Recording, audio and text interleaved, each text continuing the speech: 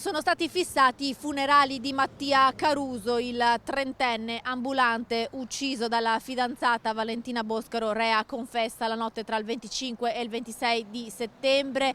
L'ultimo saluto venerdì pomeriggio alle 15, attese qui nella chiesa di San Giacomo della Mandriola, ad Albignasego, centinaia di persone. Tantissimi amici e parenti che dovrebbero arrivare anche dalla Sicilia, regione d'origine della famiglia Caruso. I familiari del ragazzo stanno organizzando anche una fiaccolata che dovrebbe svolgersi sempre venerdì dalle 20 alle 23 da Carpenedo a Piazza del Donatore ad Albignasego.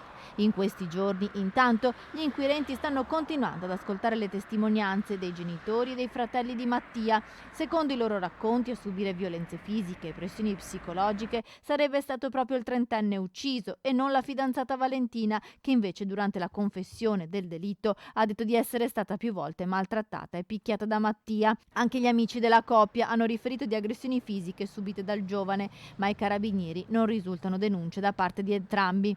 Valentina Boscaro, 31 anni, intanto rimane agli arresti domiciliari con obbligo di braccialetto elettronico, rischia dai 14 anni di carcere all'ergastolo e non potrà chiedere riti alternativi.